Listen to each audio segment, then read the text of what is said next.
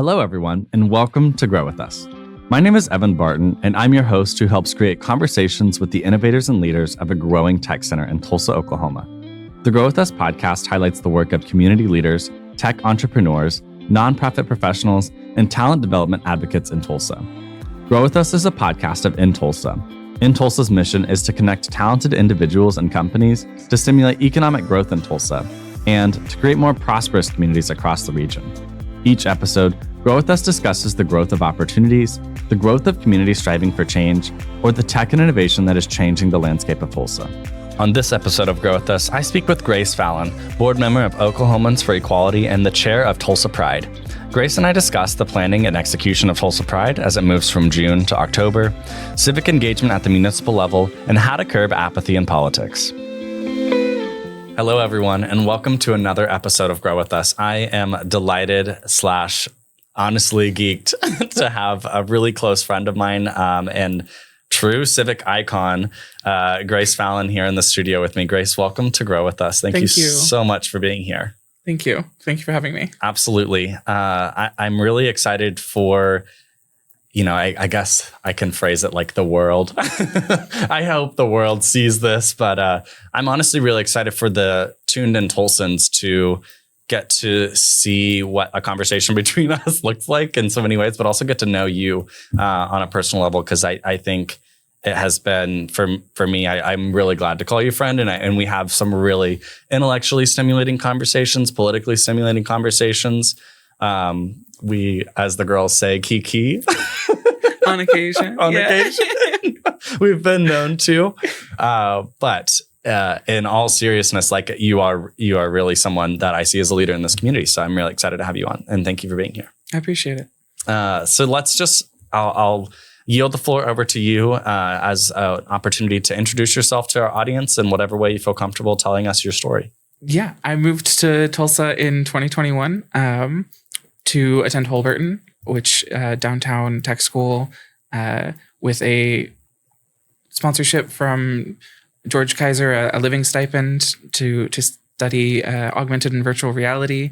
And that was exceptional. And from there, I've just gotten involved. I felt like politics and community in this town is very accessible. And I've done my best to take advantage of that and be the change I want to see, that kind of thing. Exactly.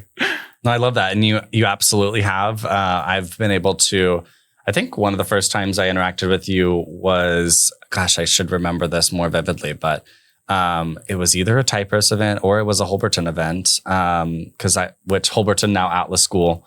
We live in the year 2024 where it's Atlas now, it's okay. I still have a Holberton water bottle. It's a relic at this point, or it's not a Holberton water bottle, but a sticker. I love my old Holby. The little seahorse. The seahorse, yes. yeah. And Holberton or Holby celebrated Pride. You very much so. You definitely have that one. Gosh, I wish I remembered it like exactly, but it must have been an event at Holberton that was queer centric, which, the organization has always kind of, I feel like, had that level of community involvement in some ways. Like, and I don't know, but I've seen you in the circles that you're talking about, specifically tech, civic engagement, local politics, if you will. Well, one reason that Atlas School is, I believe, so on that level is because they responded so astutely to the students who were pushing for that. There was student-led organizations for equity in tech at the school, and there was a great rapport with the leadership of what was then a very small organization, now Absolutely. A growing, burgeoning organization. Yeah, it's super cool. Lots of folks that I call colleagues and friends are over at the Atlas School, and I'm really glad that you're not only that was your path here, but also like the success of your Holberton / Atlas success story, and the fact that you did find a tech job, and one that I feel like you find personally meaningful in some ways, and honestly like fascinating. We talked about it the last time we hung out. If you care to share about what you're doing now. I spent a year and a half at my first job out of Holberton with a company called Imuto, and they were exceptional. They're based in Austin and a great team. It was, I met folks on that team through Techlahoma, which is another exceptional organization in town that connecting people. I'm a fan of both the people that I worked with as well as the people that I met through Techlahoma, through networking in that space.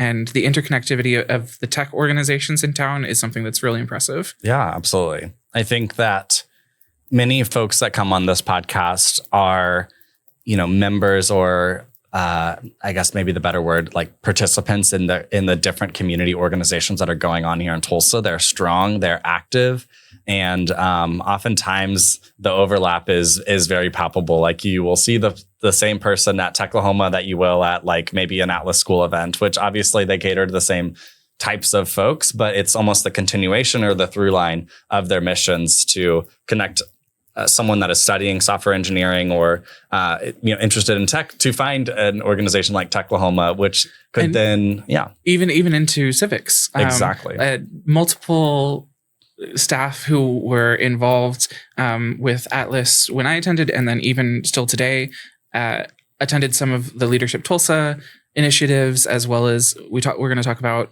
918 Lead. Mm-hmm. It's extraordinary to see people so involved in those ways. Yeah. And I'm interested to kind of get into this, especially when I ask you about your relationship with Tulsa, how like you, coming from Southern California, I think it obviously is like big and vast and wide and all of those things. But to come to Tulsa and see the accessibility of civics is really interesting to me as someone that's from here. Because I imagine you might take it for granted. Exactly. It's very different in a state that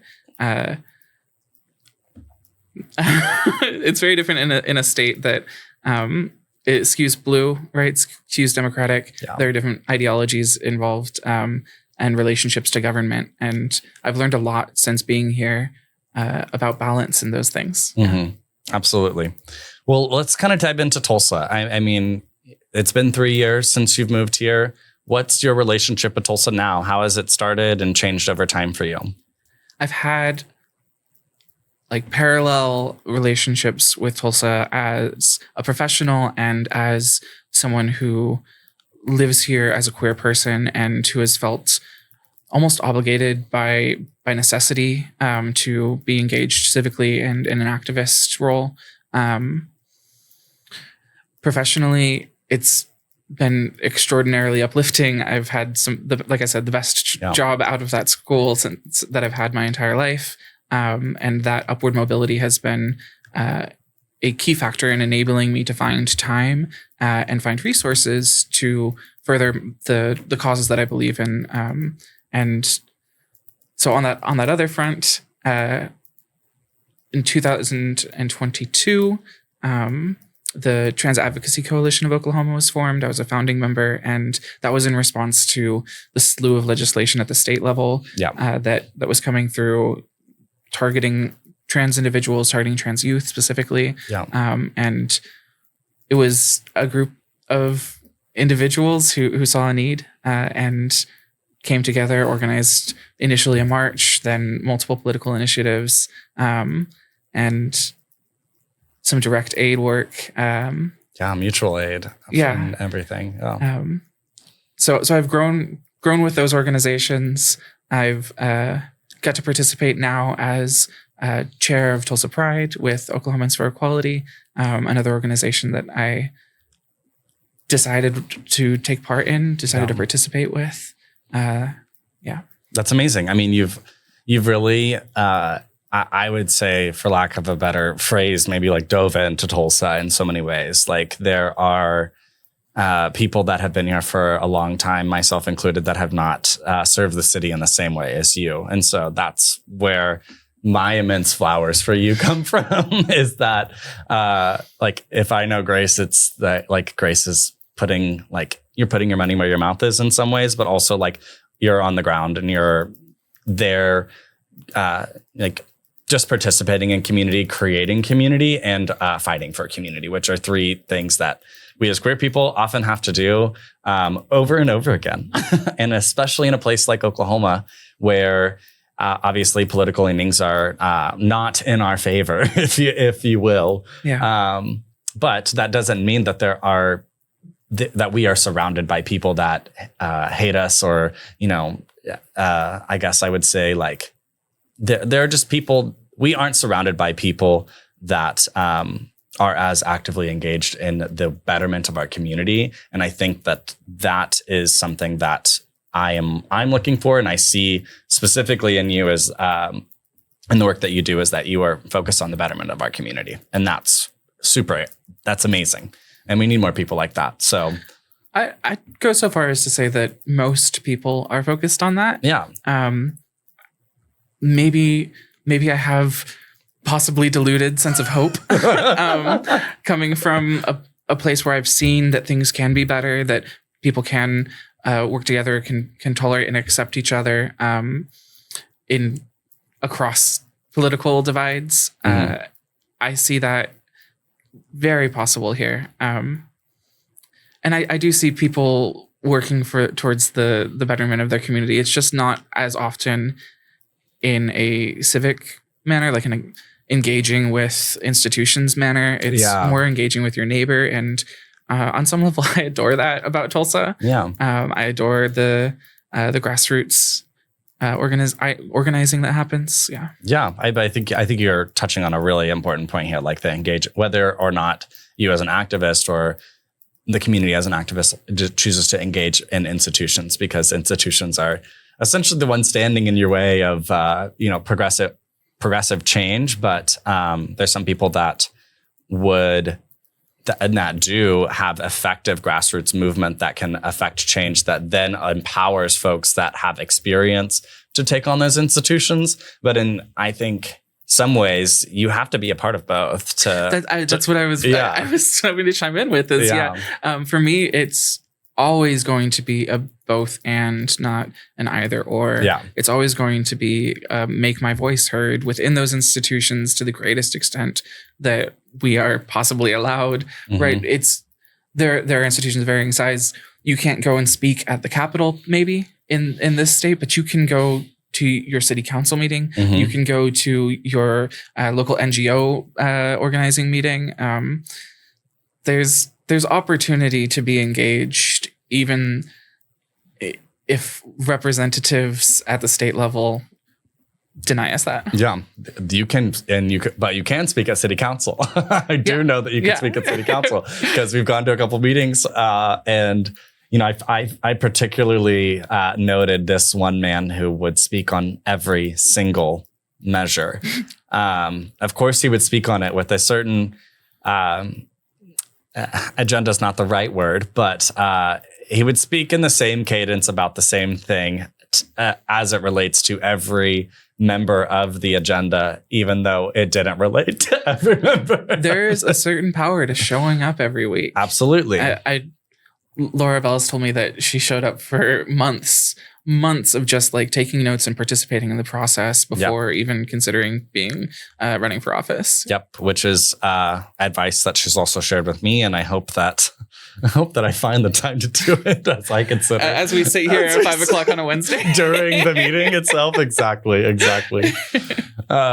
Well, civics, they happen anyway. No, I'm joking. But yeah, I think we're really onto something here, and even in just the parlay about it. So one thing I want to kind of get into specifically that you just mentioned was the Oklahomans for Equality board's position, and as chair of Pride. Like, this is a very super exciting time for us as Tulsans to have Pride. And I think there was a really interesting moment where I had someone that I know closely work at a store in the mall, and it was June, and they were in the mall buying their Pride outfit. And the clerk had to say, did you know that Pride was moved to October? And they were like, what? So that was an interesting story. Not that it's like, oh, I hope they still wear it. I hope still wear it. They just were so ahead of schedule, which is like great. It's way. I by my Pride outfits like the weekend before. Oh, me too, exactly. But we're at an interesting point in time with Tulsa Pride for the first year, moving from June to October, following sort of a trend that we've seen in different regions where the importance is really put back into the community and listened to the community that maybe Pride is too busy. Maybe Pride is too hot. Maybe we can't book the performers that we would be able to perform or that we would be able to have if it was in a different time of the year. And June is not the only time to have LGBTQ plus Pride. So, yeah, that was one of the first changes that I pushed for. I joined the board of directors early this year with the sole intention of making sure Pride happened, making sure that it was safe, and making sure that it was community driven. Yeah. And to that end, this year has been one which a committee of people, I know I'm here on the podcast, but like a committee of people has really driven Pride. Brian Fitzgibbon has taken on the Rainbow Run. Brittany Stout has taken on the Pride in the Park with Guthrie Green. Scott Dye has gone far and above in terms of logistics planning and helping me with that. So we have almost a dozen people who have been involved throughout the year in making this happen. And moving it to October has, aside from that person who bought their Pride outfit too early, has gone over really well. People are very receptive and look forward to not being overridden by heat. Yeah. I think that's awesome. And thank you so much for shouting out the rest of the Pride Committee members. I only got to a few, but yeah. I would love to honor that in some way. Maybe we'll include them in the show notes or something, or absolutely a link to the Pride Committee, because this, like you said, it is a community effort and it is listening to the voice of the community. And so I'm really excited to talk about, even what the process of planning Pride even looks like, but of which you now have so much experience doing. I did want to kind of talk or have a quick anecdote that's personal to myself about my first Pride, which Pride for me means like a lot, of course, as an LGBT person. It means a lot to me to be able to come together as a community and to see what, your community, how your community shows up for Pride, how your community shows up for something as meaningful as Pride, and, the history of it. It's starting as a protest and the advocacy and kind of those roots of it becoming now almost pageantry in some ways, of having it annually and it looking very different, and having these, like, I don't know, I guess what I'm saying is I've now come on the side of becoming a not enlightened, but an educated person, to where I've sometimes like seen through the rainbow in some ways. But in my first Pride was in 2014 as a, freshly out of the closet 16-year-old. And we were a part of my sexual orientation friendship acceptance, which was the GSA at Booker T. Washington High School. We all walked in the parade, which was amazing. And I remember I had just gotten off of a shift lifeguarding. And so I showed up in my red board shorts and a tank top to walk in Pride. Iconic. And so and I mean, for all intents and purposes, if you looked at me at 16, I probably looked very straight. I wasn't necessarily but if you heard me talk, things are a little bit different. You didn't have the purple hair back then? No purple hair. I've obviously come into my own in some ways. But, that Pride as a 16-year-old, Pride as a kid in so many ways was exposure to the community that I didn't ever have prior to that. I guess outside of my GSA, which was, right, other high school students who were also at varying stages of their outness, whether it was their gender identity or their sexual orientation. Pride means a lot to me. And so I had my first Pride here in Tulsa, and I went every year, and every year we got to walk as a school, and we were amongst other GSAs and across the state. I think Tulsa Pride is a big magnet for other prides or other cities' LGBT communities, because we are the big city in the region and everything. So it wasn't just, Tulsa's GSAs. It was like Wow. Owasso and BA and Jinx, and then even further Berry Hill and Sand Springs. This was where those queer communities could come. And so Pride means a lot to me.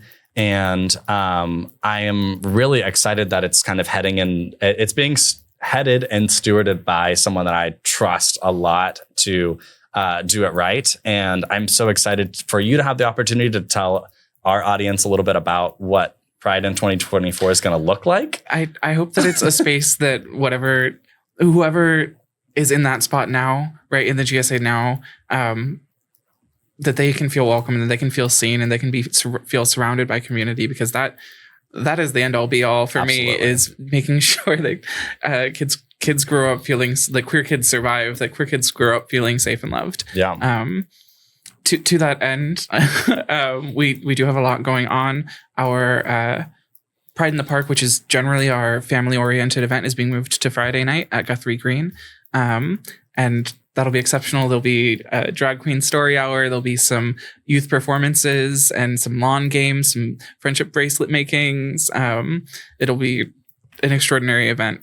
And do you want me to just go through the rundown? I love it. Yes, please do. It's, and also add dates. This will be coming out in proximity to it. So October 11th, that Friday. And then the 12th, which is Saturday, we've got the Pride Festival happening on Pride Street, which is East 4th Street. Yep. And we'll have entertainment all day. We'll have drag all day. There'll be vendors from local businesses, from local resource organizations and community partners, local queer artists in a Pride market. And then throughout the day, we'll have entertainment. Our headliners this year, I'm excited about, are Diabetti of RuPaul's Drag Race fame and Real X-Men, who you might have seen on social media, or if you're a Pride hopper and go to Prides like all over the country, he's performed at a few other Prides as well. And then Sunday is the parade. The parade starts at 4 p.m. If you're interested in joining the parade, reach out to any organization that you're affiliated with, see if they already have a spot or if they need to get one. And then if you just want to come walk in the parade, show up. Yeah. Yes, absolutely. So that's the weekend in the nutshell. That's amazing. I'm going to shout out some of the other entertainers that we've got on the lineup. We've got Dr. Shred, Pure Ecstasy, Paprika Cherry, Sasha Terrell, and Josie Lee Terrell, the Terrell sisters. Kalaya Minaj. I'm super, super excited for those are all local weekend. acts. The ones that you went over, those are all regional or local acts, and we're thrilled to have them. We talked about bringing this back to like a place oriented around community, and we've asked in years past artists to volunteer and their performances, and that works well up to a point. This year we're committed to at least offering a paying contract to all of our performers, including our queens. There we go. Paid gigs. And I see this on here as well. Tracy La Louisiane is also performing as Oklahoma's. This is the event title. Oklahoman's Cabaret Queen live in the VIP lounge, which is awesome. I know Tracy just recently won a title, so that's super exciting. That's going to be on Sunday night or Sunday afternoon, Sunday, October 13th at 12:30 p.m. Also, we have the Pride Countdown on the website at tulsapride.org. 22 days, 22 hours, 40 minutes, and 54 seconds. I'm literally like time stamping this video, but it's okay. Because obviously it's very much well thought out and planned to really down to the minute, almost to the T, in so many ways by Grace and the committee. And so that's what it takes to put on a successful Pride, is to have sponsorships and volunteers and the paid performers. It takes over 200 volunteers to make this happen. To that end, we're always in need of additional hands. If you're interested in being a part of, whether you're allied, part of a member of the 2S LGBT community, or questioning, wherever you stand in that regard, we want you to be present and participate in some way. And one of the best ways to do so is to volunteer. Whatever your ability, whatever your availability, we will have people, seated taking checking IDs for folks who want to purchase alcohol. We'll have for those who can, lift some more, we'll have setup and tear down needs. So there's lots of things on here. So I signed up a couple of weeks ago at tulsapride.org/volunteer is the direct link. And then, like you said, Grace, you can click whatever your preferred job is, with things ranging from setup to breakdown, check-in registration, tickets, wristbands, IDs. You could volunteer specifically for the Rainbow Run if that's your cup of tea, or for Pride in the Park, especially as more I totally kid-friendly. skipped over the Rainbow Run. The Rainbow Run is being moved to Saturday morning. This is like a long requested feature from our runners, is that it happens on a Saturday morning. Yeah. And so we have done our best to make that happen. And we've got a 5K for our more competitive runners, and then a 1 mile fun run if you just want to get out of the house for a jog. Yeah,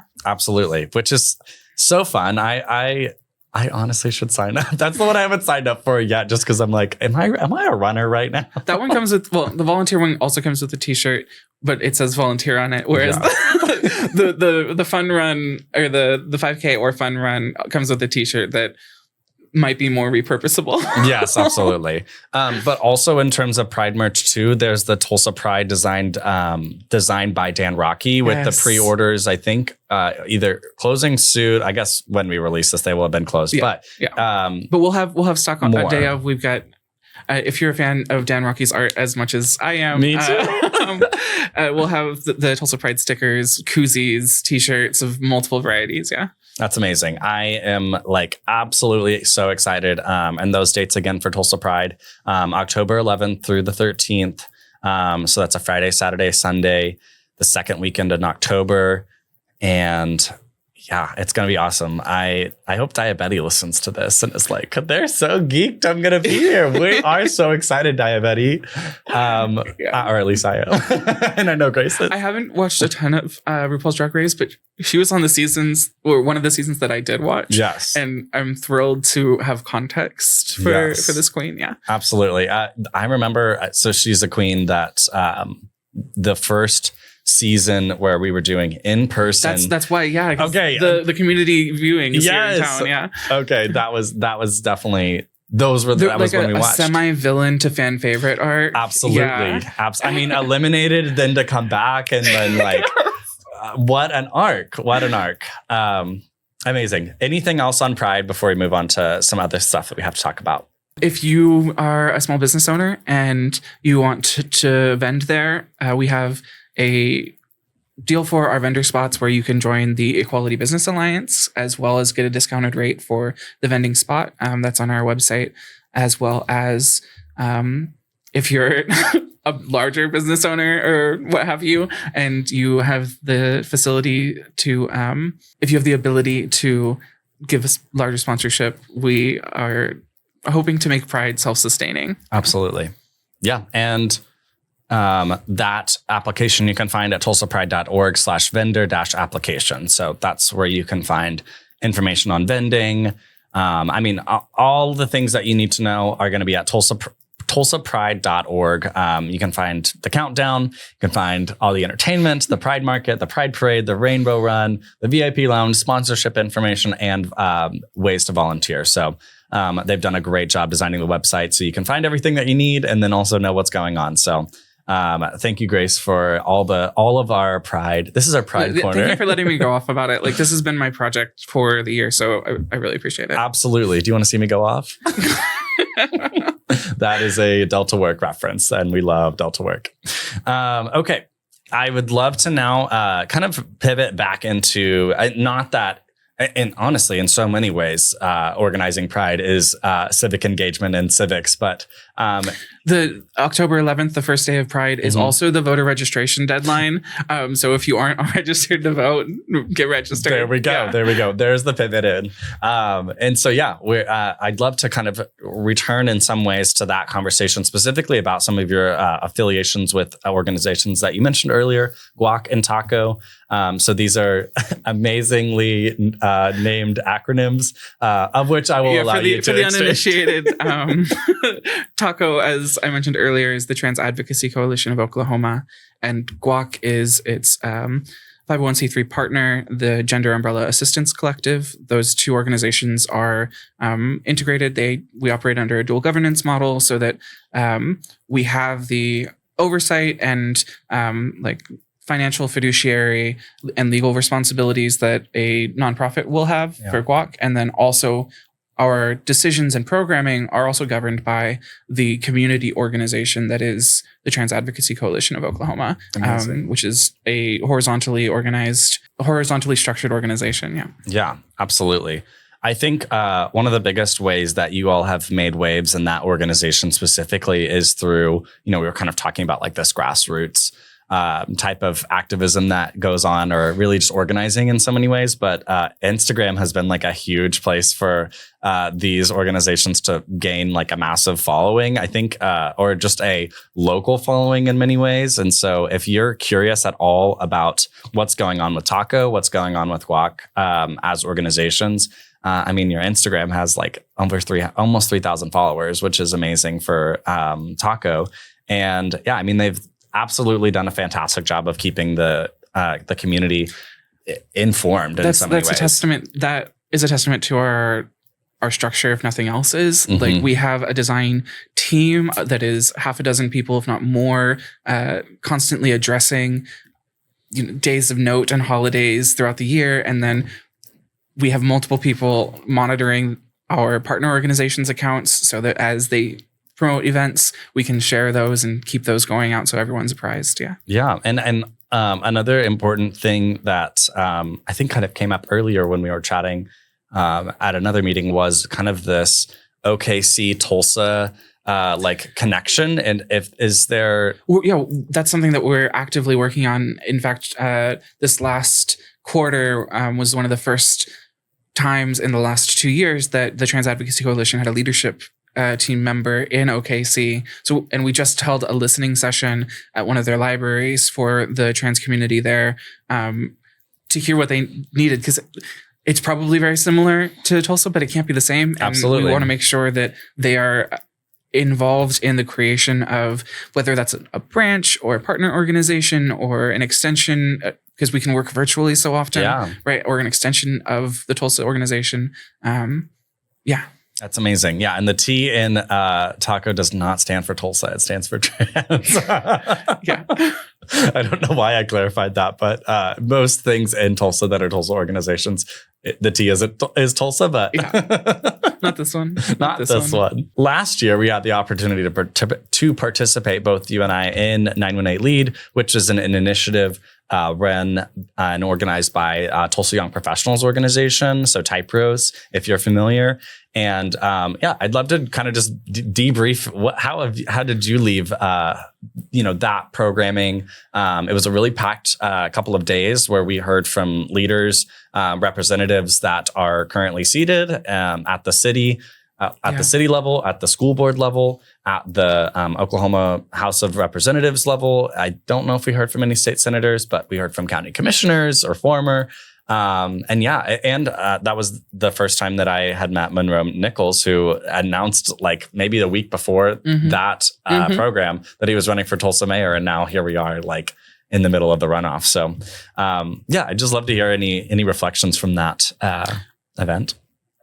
It was very educational. I learned way more about running for local office than I'd ever been able to gather, which is a testament to our political system and how vague it can be and inaccessible. But I'm grateful that there are programs like this out there. It also really impressed upon me the personal and financial burden that something like that would incur. And I don't know if it dissuaded me or not. I'm still that's still something far off in my mind, right? Yeah. But the realities of garnering the approval of the majority of usually about 60 to 80,000 people, depending on the race, right? The realities of getting that community support were really impressed upon me. And so I have a newfound appreciation for local politics coming out of that. Yeah, absolutely. I think for me, and just to be honest, it like dissuaded me for approximately 9 months until I genuinely considered doing it on like a whim, and then was like, actually, now I need to take the time to actually get involved in my district and involved in my community in a way a way in which that I felt comfortable even putting my hat in the race in that regard. But like you mentioned, the practical knowledge of running for office was something that I needed because I didn't know. And it's also really difficult to find out. In some ways, it's like, where's my district? Who represents me? Are questions that can sometimes be really difficult to find, especially in a large Spoilers, city. like if you have trouble with this, Google is your best friend. Yes, absolutely. And this is like low key why I believe in AI and all those things, because I think that it could tell me faster than I can figure it out myself. Fair enough. In some ways. So, but it is important. I'm charging everyone as listeners of this podcast to, just figure out who I'm represented at every single level, because it does matter. Yeah. Who's representing you in the school board? And that matters even if you have kids or don't. At this point, in where we are in Oklahoma, education is if you're an adult without kids, or if you're a dual income, no children couple, right? Just remember that these kids in 20 years, you'll be interacting with them. Exactly. So, figure out who's representing you at the school board level, find ways to interact with them and engage with them, because it matters. You have city councilors here in Tulsa. We're represented by a council of 9. And beyond that, there are state House, state Senate districts that, as far as I know, absolutely encompass the entire city. But don't quiz me on which one I'm in. I just know who it is. And then beyond that, there's obviously your federal senators. And we've obviously skipped over maybe a couple of them. But we've definitely skipped over, for Tulsa especially, a really important one, which is mayor. Right? Our city has a strong mayor structure of government, which basically means the programming of the city, the administration of the budget once it's approved, is all falls to the mayor, and so that's a very important race. Absolutely, of which we're in a runoff. So if you're curious about that, I would absolutely encourage you to check out the 2 candidates that remain in the race for November. And I'm sure it's historic in a lot of ways, which I'm excited about. The first is that my understanding is this is one of the first times where it's been a runoff between 2 candidates who, while nonpartisan in this election, have at least formerly been associated with progressive causes and Democratic parties. Yeah.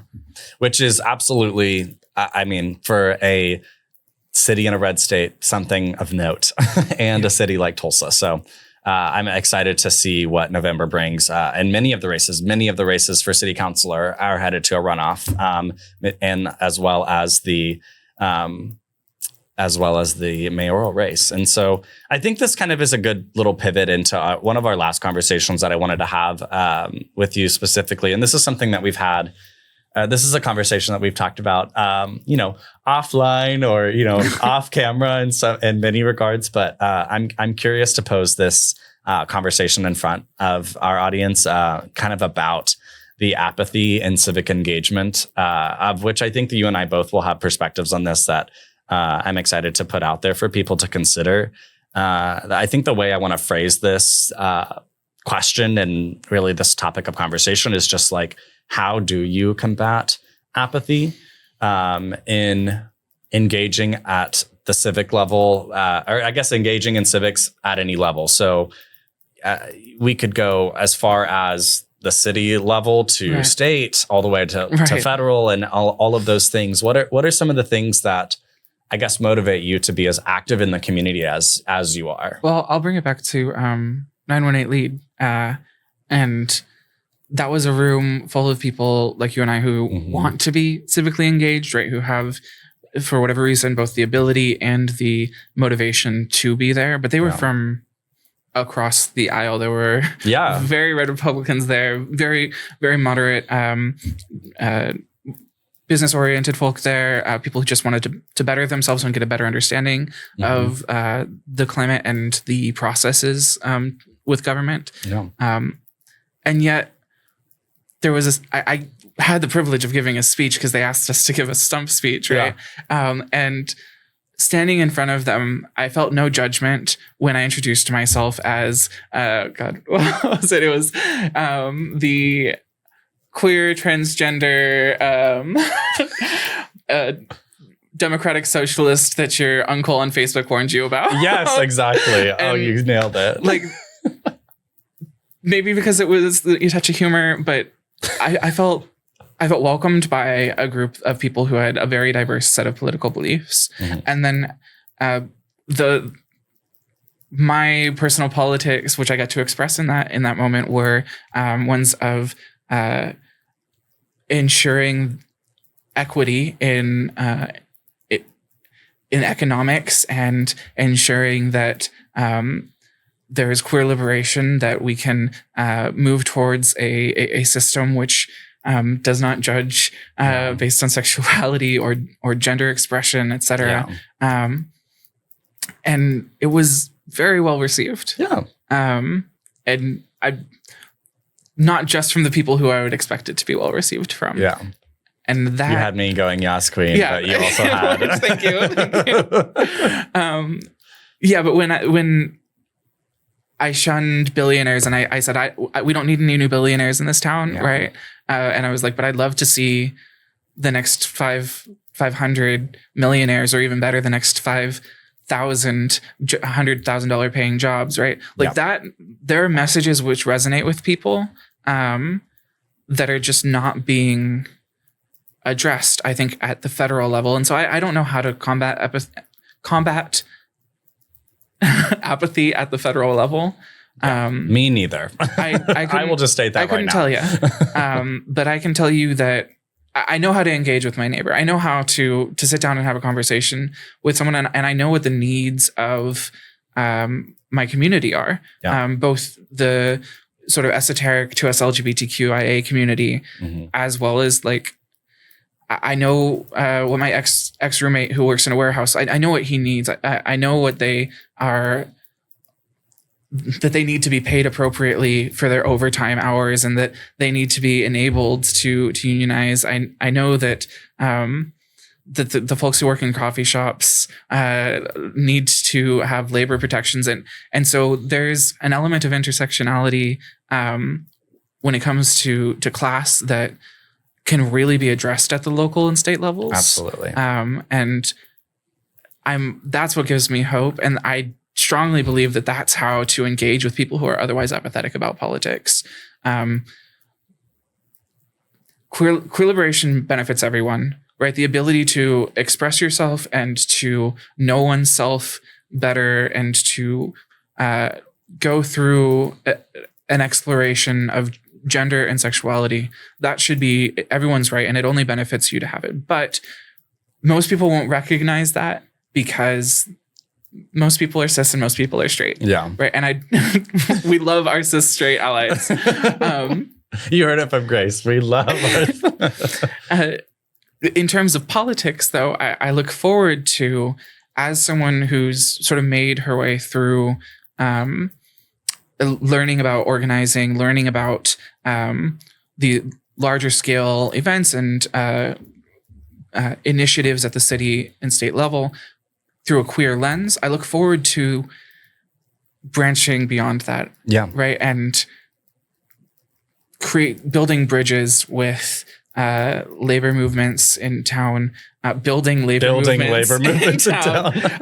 Well, they're happening. Yeah. In OKC, there are worker circles that are just like in the last 12 months beginning. There are tenants organizations in Tulsa that just within the last couple of years are popping up as part of action. Yeah.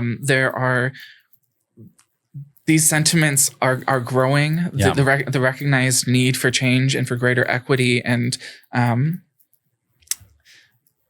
decentralization of the economics, not just at a national level, but like very seriously in your workplace. I'm very passionate about building those bridges because that's how you get people to vote at the city level. That's how you get people to vote in off years. Mm-hmm. I look for Governor Stitt pushed back the vote for raising the minimum wage. I look forward to it. Yes. I look forward to a vote for a raise in an off year, because I look forward to seeing how many people are willing to show up for that. And I think that we will be pleasantly surprised. I think so too. Yeah.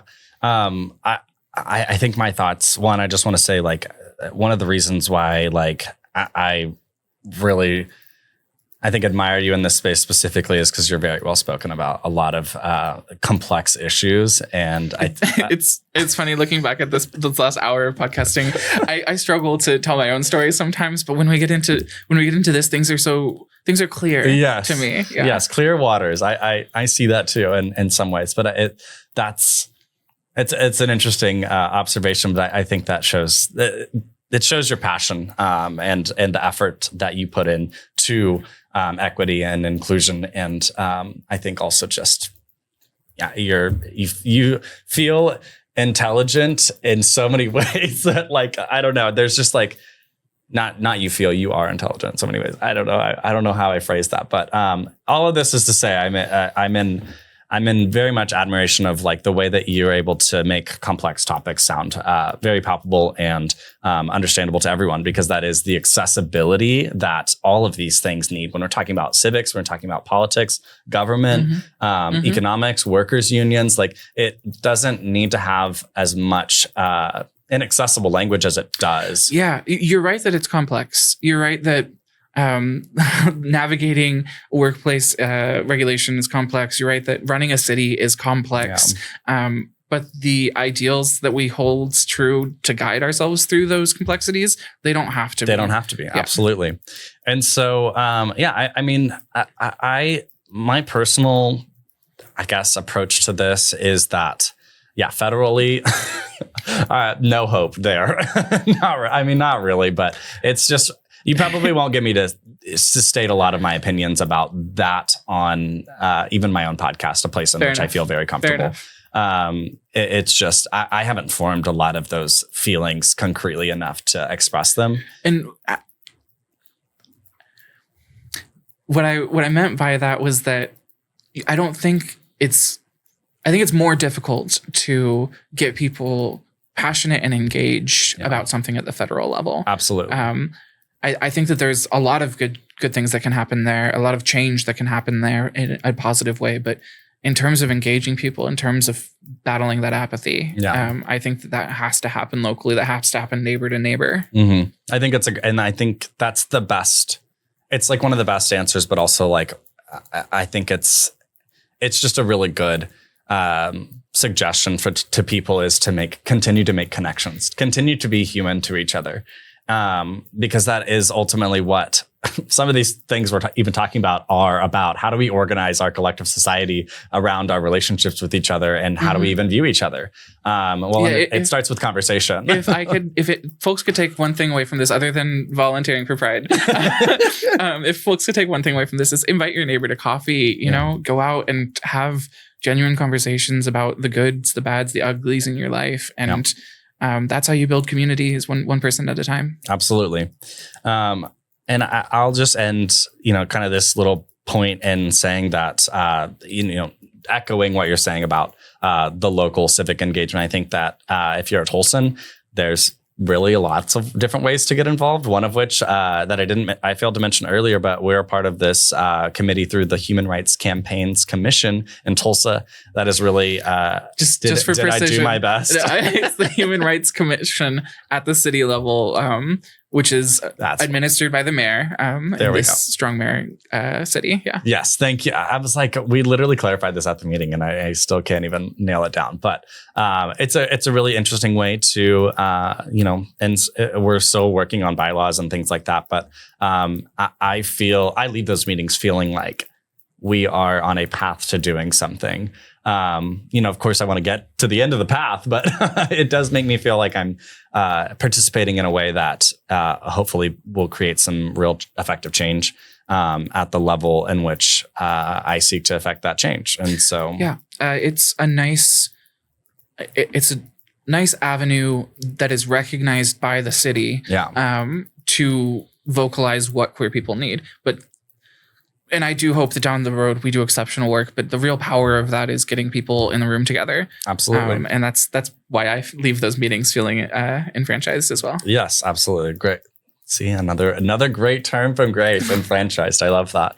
But yeah, I have absolutely adored this conversation and for sharing all of the things that we were name dropping organizations that you can be a part of. We were talking about local events that are coming up that you can participate in Tulsa.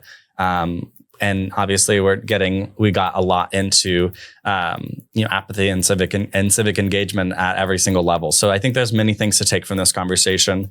And we hope that you do. But Grace, thanks for having me. Absolutely. Thank you so much for being on this episode of Grow With Us. And thank you so much for listening. Thank you for listening to this episode of Grow With Us. Grow With Us is supported by In Tulsa Initiatives. If you're interested in learning more about In Tulsa services for job placement and workforce development, please visit talent.intulsa.com. From there, you can join our talent network where you'll get access to our newsletter, and our talent team will make sure we put the right opportunities on your radar. We put the choice to pursue a new career and opportunities in your hands. Be sure to subscribe on Apple Podcasts and Spotify to be notified when more episodes of Grow With Us are released. Let us know what you think about how we're doing by rating and reviewing. It really helps. Grow With Us is edited and engineered by Rant9 Productions and Jesse Ulrich. This has been Grow With Us.